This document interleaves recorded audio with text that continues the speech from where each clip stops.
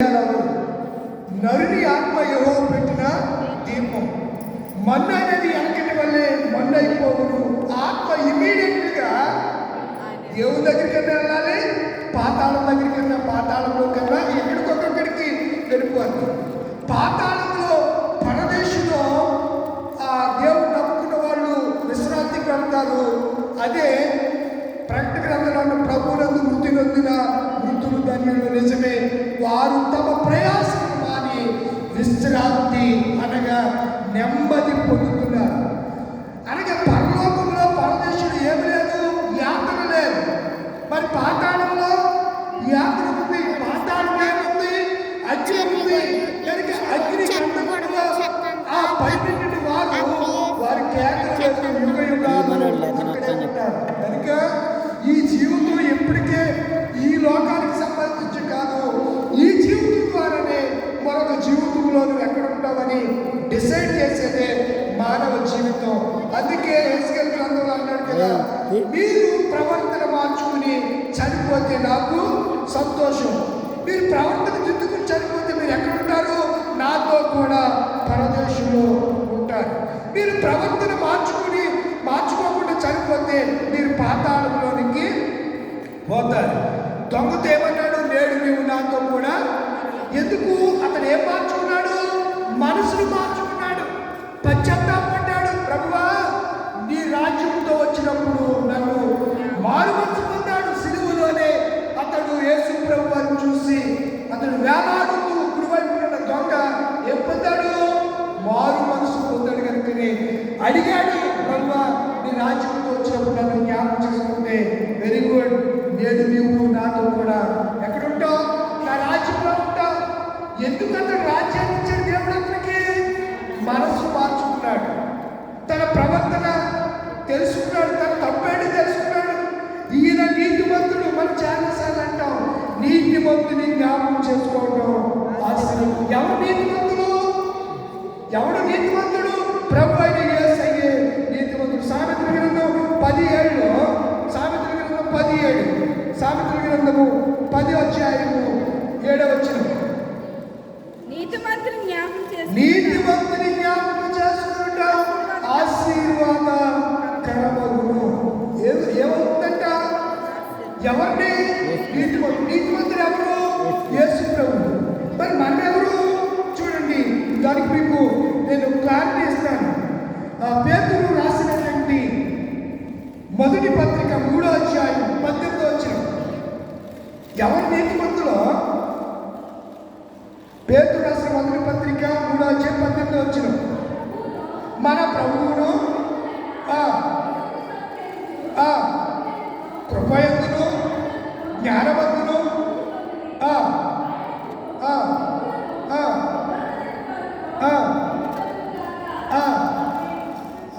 ఏం చదువు? పేతురు రాసిన మొదటి పత్రిక 3:18. ఏదో తప్పు చదివేశారు.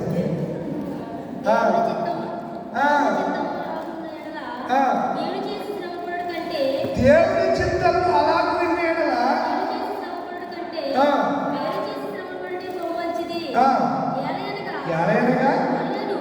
మనలను అదే మనలను దేవుని యొద్దకు తెచ్చుటకు అనీతిమంతుడైన మన కొరకు నీతిమంతుడైన క్రీస్తు శరీర విషయంలో, ఎవరంట?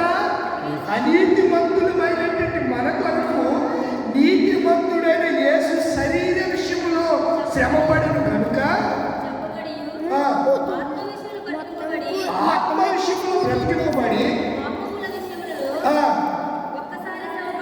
ఒక్కసారే శ్రమపడి. ఇప్పుడు యేసు ద్వారానే మనకు నీతిమంతులుగా తీర్చబడతాం. యేసు ద్వారానే నీతిమంతులుగా తీర్చబడతాం. మనం వాటిని జ్ఞాపకం చేస్తాను.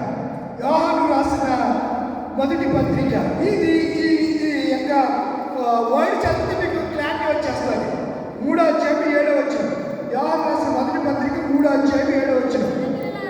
చిన్న పిల్లలారా,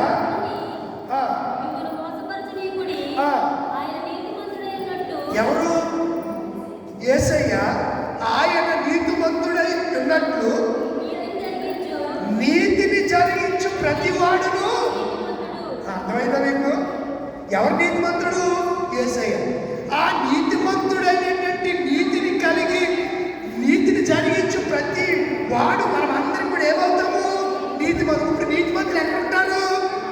పరలోకంలో ఉంటారు. దుష్టులు ఎక్కడ ఉంటారు? నిత్య అగ్నిలో, పాతాళములో. అగ్ని ఆరదు, చావదు అనే ప్లేస్లో ఉంటారు.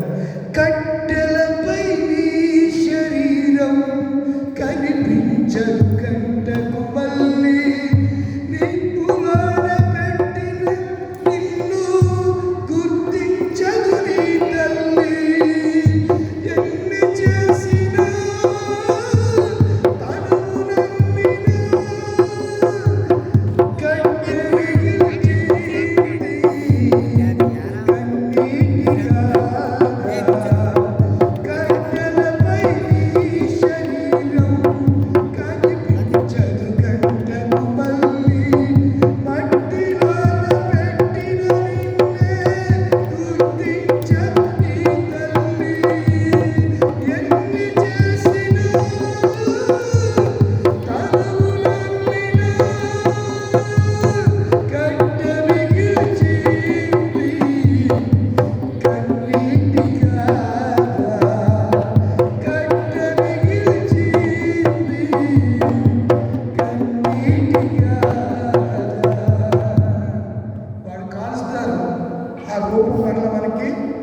కన్నీళ్లు కడగట్లే.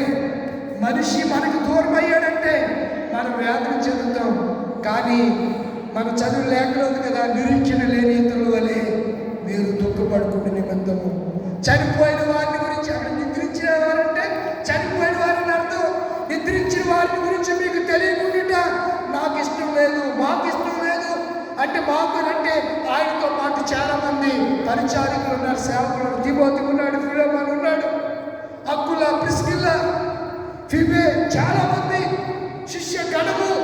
ఎవరిని వెంబడిస్తున్నారు? యేసుని వెంబడిస్తున్న వారు ఎవరితో ఉన్నారు? పౌలుతో ఉంటే పౌలు గారు పత్రిక రాస్తున్నాడు తెస్సలోనికే సంఘానికి. నిరీక్షణ లేదా మీకు? నిరీక్షణ కోల్పోయారా? ఎందుకు? చనిపోయిన వారి గురించి, నిద్రించిన వారి గురించి మీరు ఎందుకు ఏడుస్తున్నారు? నిరీక్షణ లేని వారు ఇతరుల వలె మీరు ఎందుకు దుఃఖపడుతున్నారు? ఇతరులకి నిరీక్షణ లేదు, అన్యులకి నిరీక్షణ లేదు. అన్యులు అనుకుంటారు చనిపోయాక ఏమో ఎలా జరుగుతుందో, ఏ లోకానికి వెళ్ళి ఏ లోకానికి పోతామో, 7 లోకాలకి ఏ లోకం పోతామో మనకేం తెలుసు అని అంటారు. ప్రియులరా, యాక్చువల్గా 3 లోకాలు ఉన్నాయి. 1 పరలోకం, 2 భూలోకం, 3 పాతాళం. పరలోకం ఎక్కడుంది? పైన ఉంది. పాతాళం భూమి ఏది? మనం ఉన్నది ఈ భూగ్రహం. ఈ భూమి కింద ఏముంది? పాతాళం ఉంది. భూమి కింద ఏముంది? పాతాళం. పాతాళంలో బడ అగ్ని ఉంది. ఇప్పుడు ఈ పాతాళంలో నుంచి మనం వంట చేసుకునే గ్యాస్ ఎక్కడి నుంచి వస్తుంది? భూమిలో వచ్చి. పాతాళం ఏముంది? మీకు అర్థమైపోతుంది ఎక్కడి నుంచి. భూమిలో ఏముంది? వంట గ్యాసు భూమిలో నుంచే వస్తుంది. బంగారం భూమిలో నుంచి వస్తుంది. పెట్రోలు భూమిలో నుంచి. ఒక్కొక్కసారి పెట్రోలు బావులు ఫైర్ అయిపోతే లింక్కి ఎక్కిపోతూ ఉంటాయి మంటలు. ఇంకెప్పుడు అలా తగలాడుతూనే ఉంటాయి. గ్యాస్ ఎన్ని సంవత్సరాల నుంచి వాడుతున్నా? ఇప్పటికేమో తగ్గిపోయిందా? నెలకు బండ వాడేస్తున్నాం. నెలకి 14 కేజీల బండ అంతా 14 కేజీల బండ నలుగురు ఉంటే నెల లేదా 2 నెలల్లో అయిపోతుంది. అలా రోజుకి ఎంత అగ్నిని మనం వాడుతున్నాం చెప్పండి. అదంతా ఎక్కడి నుంచి తీస్తున్నాను చెప్పాలి? పాతాళములో నుంచి. అంటే భూమి కింద నుంచి, అడుగు భాగంలో నుంచి తీస్తూ ఉన్నారు. పాతాళంలో ఏముంది? అగ్ని ఉంది. ఇక్కడ అంటున్నాడు కదా 3 లోకాలు ఉన్నాయి. పరలోకంలో ఎవరుంటారు? ప్రభువుని నమ్ముకుని చనిపోయిన వాళ్ళందరూ. ఒకప్పుడు యేసు ప్రభు రాకముందు వరకు ఎక్కడుండేవారంటే పరదేశంలో ఉండేవారు. యేసు ప్రభు సిలువలో చనిపోయిన తర్వాత పరదేశంలోనికి ఆయన ఆరోహణమైనప్పుడు చెరగా ఈ ఆత్మలన్నీ, అంటే ఆదాము మొదలుకొని యేసుక్రీస్తు కాలం వరకు, ఈ 4000 సంవత్సరాల వరకు చనిపోయిన ఆత్మ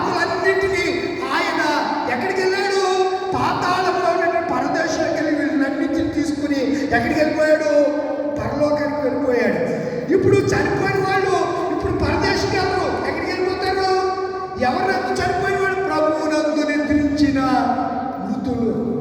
ప్రభువునందు చనిపోయిన వారు డైరెక్ట్గా వెళ్ళేది ఎక్కడికి? పరలోకం. పరలోకం పైన ఉందని మీరు ఎలా చెప్తారు అని మీరు అడుగుతారు. వచ్చిందా మీకు ఆలోచన? పరలోకం ఎక్కడ ఉందనుకుంటున్నారు మీరు చెప్పండి. ఉందా? ఉందో లేదో బైబిల్ అడుగుదాం. అట్లా మన సొంత జ్ఞానం ఎందుకు ఉపయోగించడం? బైబిల్ అడిగితే బైబిల్ చక్కగా చెప్తారు. చూడండి, అపోస్తుల కార్యగ్రంథం పరలోకం ఎక్కడుందో నేను మీకు అపోస్తుల కార్యగ్రంథం 7వ అధ్యాయం పరలోకం ఎక్కడుందో మీకు చెప్తున్నాను. పరలోకం 7వ అధ్యాయం 55, 56 వచ్చినారు. 55. అయితే అతడు పరిశుద్ధాత్మతో నిండుకున్నవాడై దేనిపై చూశాడు? కిందకు చూడలేదు. పంది ఎప్పుడు కిందకే చూడలేదు. దాని బతికేది ఎక్కడ బురద ఉందా అని బురద కోసం వెతికిలాడుతూ ఉంటుంది.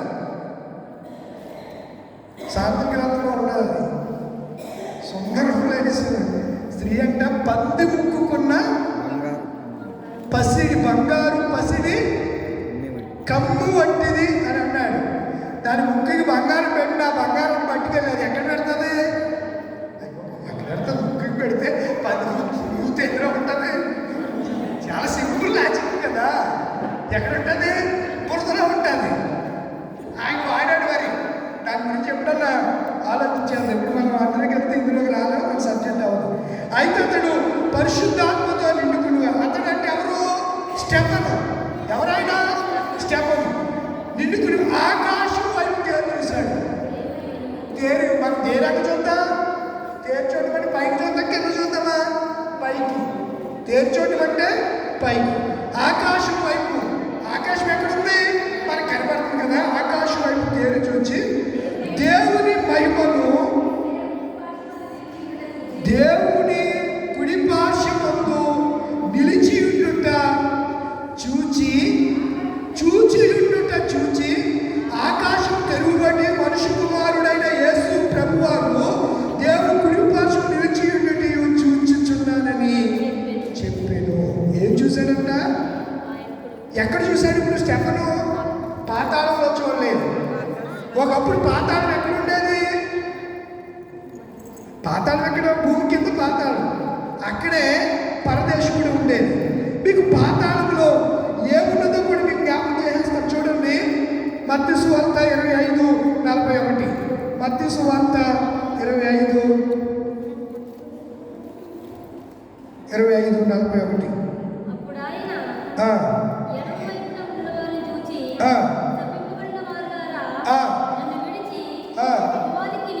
ఎవరిని విడిచేశారండి? భూమి మీద ఉండగా దేవుని విడిచిపెట్టే చాలా మంది విడిచిపెట్టేస్తారండి ఈ రోజుల్లో.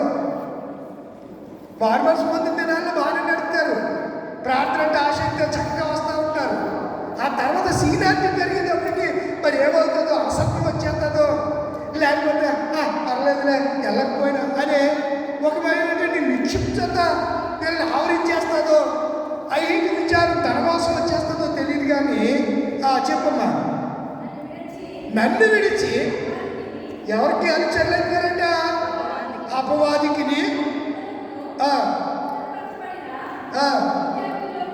ఎక్కడికి వెళ్ళిపోవాలంట? అసలు ఇప్పుడు నరకం అనేది మన కోసమా? అపవాది కోసమా? అపవాది కోసమా. అయితే మనం దేవుడు విడిచిపెట్టి అపవాదితో జట్టు కడుతున్నాం కాబట్టి అపవాదికి వాడి దూతలకును సిద్ధపరిచిన నరకానికి మనిషి వెళ్ళిపోతున్నాడు. ఇప్పుడు మనిషి ఎక్కడికి వెళ్ళకూడదని దేవుడి ఉద్దేశం, సంకల్పం. పాతాళంలో అగ్నిలోనికి వెళ్ళకూడదు. ఎక్కడికి వెళ్ళాలి? పరలోకం. అది దేవుడు. అందుకే మన కొరకు ఆయన చనిపోయింది. అందుకే ఆయన మన కొరకు రక్తం కార్చింది. అందుకే ఆయన మన కొరకు సిలువ మరణం పొందింది. ఎందుకంటే మనల్ని పాతాళ బానిసత్వం నుంచి, నరకం నుంచి తప్పించి ఆయనతో పాటు కూర్చుండి పెట్టుకోవడానికి, ఆయనతో పాటు మనము కూడా ఉండాలనేది దేవుడి సంకల్పం. ఆ సంకల్పాన్ని అపవాదికి ఇష్టం లేక మనల్ని ఎక్కడికి వెళ్ళకుండా చేస్తున్నాడు? ఇరుకు మార్గం కూడా నడకుండా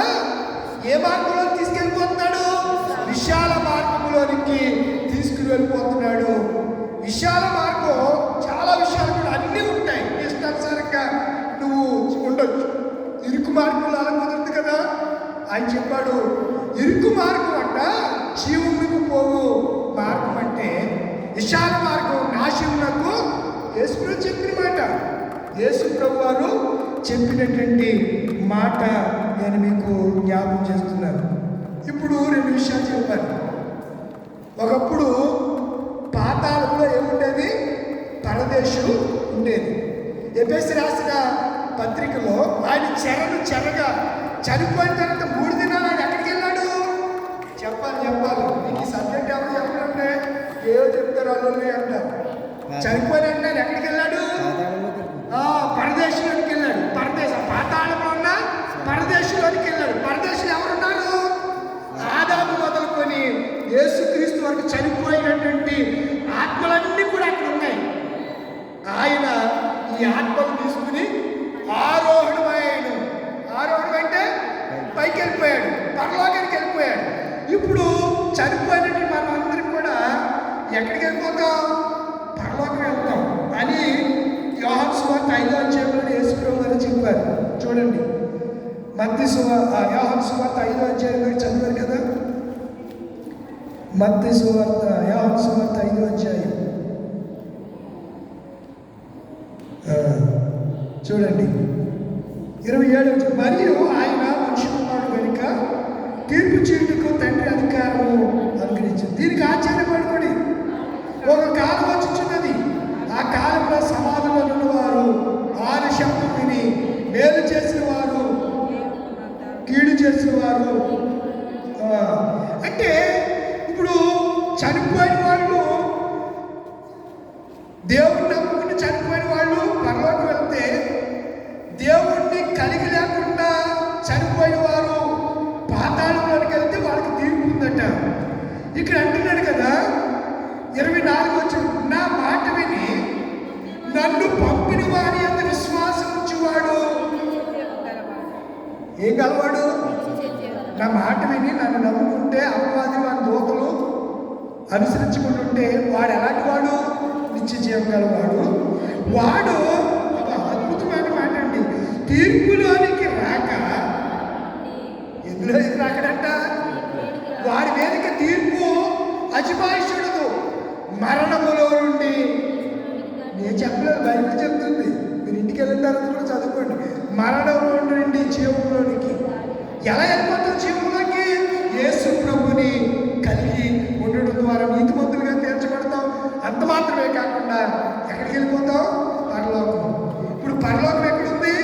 పైన ఉంది. భూమి మీద ఎవరున్నా మనం ఉన్నాం.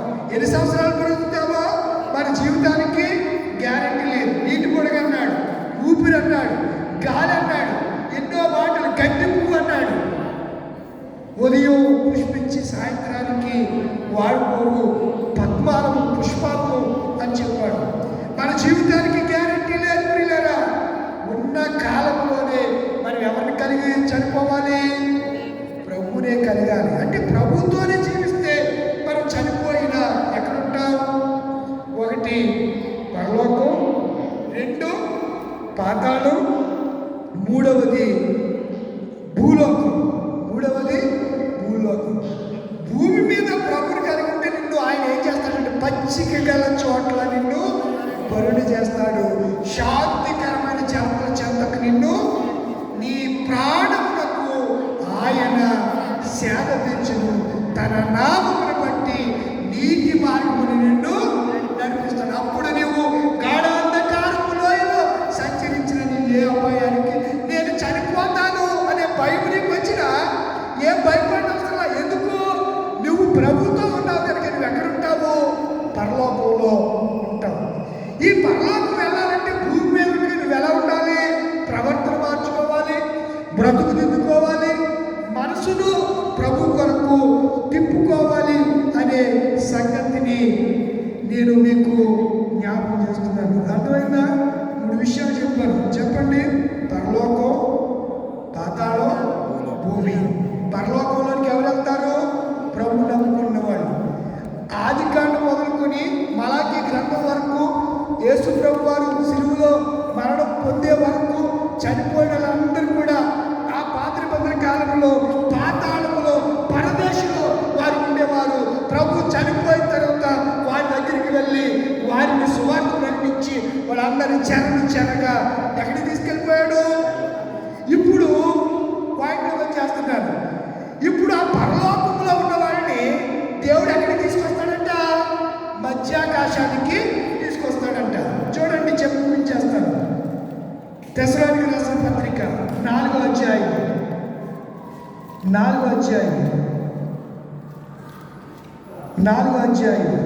14 యేసు మృతి పొందినని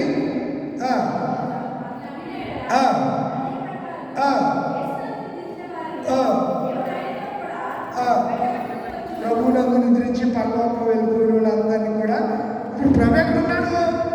పరలోకంలో ఉన్నాడు. చనిపోయిన వాళ్ళందరూ కూడా ఎక్కడున్నారు? పరలోకం ఉన్నారు. అందుకే అంటున్నాడు కదా, ఆయన పరలోకంలో ఉన్న వారిని వెంట పెట్టుకుని ఎక్కడికి వస్తాడంట? చూడండి ఎక్కడికి వస్తాడో చెప్తున్నాడు. మేము ప్రభు మాటను బట్టి మీతో చెప్పు, ప్రభు రాకడ వరకు మనల్ని అంటున్నాడు. ప్రభు రాకడ వరకు సజీవులమై నిలిచి ఉంటూ మనము నిద్రించిన వారి కంటే, చనిపోయారు కదా ఇప్పుడు పురుషోత్తం గారు బేబీ ఎవరైనా చనిపోయిన వారి కంటే ముందుగా ఆయన సన్నిధికి చేరో ఆర్భాటముతోనూ ప్రధాన దూత శబ్దం దేవుని కోరుతోను పరలోకము నుండి ప్రభు దిగి వచ్చును. క్రీస్తునందు వారు మృతులైన వారు మొదట లేతురు. ఆమె తన సజీవులను నిలిచిండు. మనము వారితో కూడా ఏకముగా, ఒకవేళ అప్పటి వరకు భూమి మీద సజీవులు ఉంటే మనం మార్పు చెంది ఏకముగా ప్రభుని ఎదుర్కొంటకు ఆకాశ మండములకు మేఘముల మీద, ఆకాశ మండలంలో మధ్యాకాశంలో పరలోకము నుంచి 3వ ఆకాశం నుంచి మధ్యాకాశంలోనికి చనిపోయిన వారిని అందరినీ వెంట పెట్టుకుని ఎక్కడికి వస్తాడు? మధ్యాకాశానికి ప్రభు వస్తాడు. అప్పటి వరకు భూమి మీద కనుక మనకు సజీవులుగా ఉంటే మన కాళ్ళ కిందకి ఏమొస్తుంది? చెప్పరేలా మేఘం వస్తుంది. అక్కడ రాశారు కదా చాలా క్లియర్గా. ఆ మీదట మన గురించి మాట్లాడుతూ సజీవులపై నిలిచి ఉంటూ మనము వారితో కూడా, ఎవరితో కూడా? నిద్రించి పూర్వశబ్దం విని పరలోకంలో ఉన్నారే వాళ్ళని ప్రభు ఎక్కడికి తీసుకొచ్చాడు? మధ్యాకాశానికి తీసుకొచ్చాడు. భూమి మీద ఉన్న మనల్ని ఎక్కడికి తీసుకెళ్తాడు? అప్పుడు మధ్యాకాశానికి ఏకముగా ప్రభుని ఎదుర్కొంటాడు. ఆకాశ మండలమునకు మేఘముల మీద కొనుక్కోబడుతుంది. ఎలా కొనుక్కోబడతావు? ఈ శరీరం ఏం చెందుతుంది? మార్పు చెందుతుంది. మహిమ శరీరం వచ్చేస్తుంది. ఇలా ఉంటుండగానే ఒక శరీరాన్ని ఇస్తాడు. అలా వెళ్ళిపోతా మధ్యాకాశంలోకి. మధ్యాకాశంలో ఎవరు ఉంటారు? అప్పుడు ప్రభు ఉంటాడు. ఎప్పుడు? 2వ రాకడలో. ఈ లోపు కనుక మనం చనిపోతే ప్రభునందు మనం ఎక్కడుంటాం? డైరెక్ట్గా ప్రభుని చూడడానికి పరలోకంలో. మనం ప్రభుని చూడాలంటే ఈ దేహాన్ని విడిచిపెట్టేయాలి. ప్రభుని చూడాలంటే ఈ దేహాన్ని విడిచిపెట్టాలి. కాబట్టి మనం సదాకాలము ప్రభుతో కూడా ఉన్నాం. కాబట్టి మీరు ఈ మాటల చేత ఏం చేస్తున్నారు? మీరు అంతేగాని చనిపోయిన గురించి బాధపడి చనిపోయిన జ్ఞాపకాలు వస్తాయి. నేను కూడా అలాంటి పరిస్థితి కూడా ఇప్పటికి కూడా మా తండ్రి గారి జ్ఞాపకాలు, మా తమ్ముడి జ్ఞాపకాలు మదిని పిండి పిప్పి చేస్తూ ఉంటాయి. చాలా వేదన. మనం బాగా ప్రేమించిన వాళ్ళు మనం దూరం అయిపోతే ఆ బాధ మాటల్లో వర్ణించలేము, చెప్పలేము. ఆ బాధ ఎవరు తీర్చలేరు. ఆ సమయంలో మనల్ని ఎవరు కూడా వాదార్చలేరు. మనుషులు వచ్చి ఏమంటుండే బాధపడుతుందన్నా మనకి హృదయంలో ఏముండదు? ఘోష, నెమ్మది ఉండదు. అదే ప్రభువే కనుక మనల్ని ఆదరిస్తే వెంటనే మనం ఏం పొందుతాం? ఆదరణ పొందుతాం. సదాకాలం మనం ఎవరితో ఉంటామండి? ప్రభుతో ఉంటామండి. అర్థమైందా? మనం ఎవరితో ఉంటాం?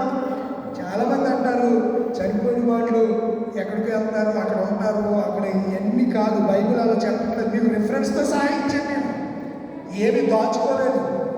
రిఫరెన్స్ ఎలా? Pin to pin, pin to pin. అంటే ప్రతి వచనానికి మనం ఆన్సర్ వెతికాం అందులో వాక్యంలోనే. నేను దీని వరకు బయట నుంచి థియాలజీ తీసుకురాలి. రేమండ్ మూడీ అని ఒక ఆయన ఉండేవాడు. ఆయన లైఫ్ ఈజ్ ఏ డెత్ అనే ఒక మంచి బుక్ రాశాడు. ఏంటది? లైఫ్ ఈజ్ ఏ డెత్, మరణం తర్వాత జీవితం. రేమండ్ మూడీ అమెరికా దేశంలో ప్రసిద్ధిగాంచినటువంటి కార్డియాలిస్ట్ అంటే గుండెకి సంబంధించిన డాక్టర్ గారు ఆయన రేమండ్ మూడీ. ఆయన చెప్పాడు, చనిపోయిన తర్వాత మరొక జీవితం ఉంది.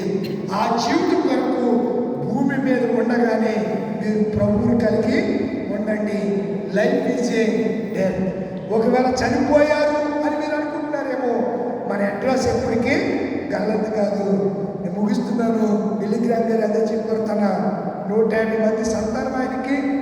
డాక్టర్ బిల్లీ గ్రామ్ గారు చార్లెట్ అని చిన్న ఊరు, ఆ గ్రామంలో ఆయన చెప్పిన మాట ఏంటనగా, నేను చనిపోయానని చెప్పొద్దు, నా అడ్రస్ చేంజ్ అయిందని చెప్పండి. ఒకప్పుడు నేను భూమి మీద బ్రతికాను, ఇప్పుడు మా తండ్రి గారు పరలోకంలో బ్రతుకుతున్నారు, పరలోకంలో జీవిస్తున్నారు అని చెప్పండి. మా తండ్రి గారు లేరు అని చెప్పండి. ఉన్నారు, కానీ ఇప్పుడు ఇక్కడ లేరు. ఎక్కడున్నారు? ఇక్కడ లేరంటే ఇంకో చోట ఎక్కడ ఉన్నారు? ఎక్కడున్నారు? పరలోకంలో ఉన్నారు అని చెప్పండి అని ఢిల్లీ గ్రామ్ గారికి మీకు తెలిసే ఉంటారు. నిన్ను కాకుండా హైదరాబాద్ క్రిస్ అనే ఒక పెద్ద దైవజనుడు వచ్చాడు. ఏ పేరు చూడలేదా? క్రిస్ అని కొట్టండి. మొత్తం ఆంధ్ర రాష్ట్రంలో ఉన్న కలుగు సతీష్ కుమార్ గారి దగ్గర నుంచి బెల్లంపల్లి ప్రవీణ్ అందరూ కూడా స్టేజ్ మీద దబ్బేలు పడి పడిపోయారండి దెబ్బకి. చూడండి వీడియో, ఇంటికి వెళ్ళిపోయాను. మొన్న 3 రోజులు లాల్బాగ్ స్టేడియంలో హైదరాబాద్లో జరిగాయి. అందులో ఎక్కువ క్రికెట్ ఆడతారు. ఏమాడతారు? క్రికెట్. ఇంటర్నేషనల్ మ్యాచ్లు జరుగుతూ ఉంటాయి పెద్ద స్టేడియం. అందులో జరిగాయి. పరిశుద్ధాత్మ ఆయన మీ భారతదేశం రావడానికి బొంబాయి ఎయిర్పోర్ట్లో ఇమిగ్రేషన్ వాళ్ళు 3 గంటలు ఆపేస్తే డైరెక్ట్ ప్రధానమంత్రి జోక్యం చేసుకుని, అతను మతపరిచారకుడు కాదు, వాళ్ళ సమూహాన్ని కలిసి బలపరచడానికి వస్తున్నాడు, ఆయన్ని ఇవ్వండి అని చెప్తే ఆయన విడిచిపెడితే, రావద్దని బీజేపీ గవర్నమెంట్ అని ఆంక్షలు పెట్టిందో ఆ బీజేపీ గవర్నమెంట్ అందరికన్నా ముందు స్టేజ్ మీదకి వెళ్ళి దైవజనులు క్రిస్ గారికి ప్రణామములు. ఎవరికి? క్రిస్ ఆయన పేరు, క్రిస్. ప్రణామములు అని చెప్పి బీజేపీ అక్కడ ఉన్నటువంటి అధ్యక్షుడు బండారు లక్ష్మణ్ గారు, అలాగే బీజేపీ ఆఫీసర్, అదే రక్షణ మినిస్టర్, ఆయన పేరు కృష్ణ కిరణ్ రెడ్డి ఏదో ఉంది, మీకు గుర్తులేదు. వాళ్ళిద్దరూ కూడా స్టేజ్ మీదకి వెళ్ళారు. ఎందుకు విషయాలు చెప్తున్నట్టే, మరి ఈసే గొప్ప ఉన్నాయి. దేవుని నమస్కారం కలుగుతాడు. ఆయన మనకి ఏమి ఇచ్చాడు?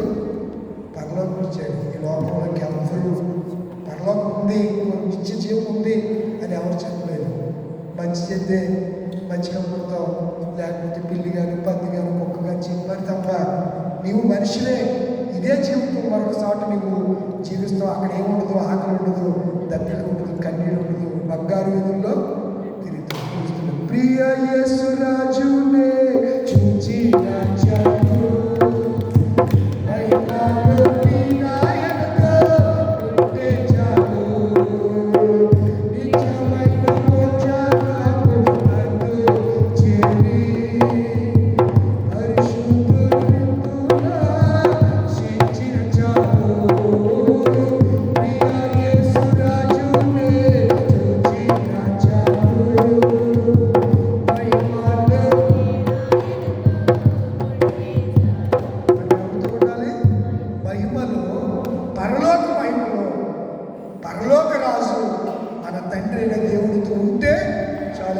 జీవితానికి భాగ్యము, అట్టి కృప దేవుడు మీకు అనుగ్రహించిన గాక.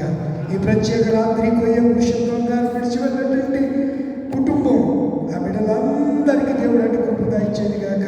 కొయ్య రత్న కుమార్ గారు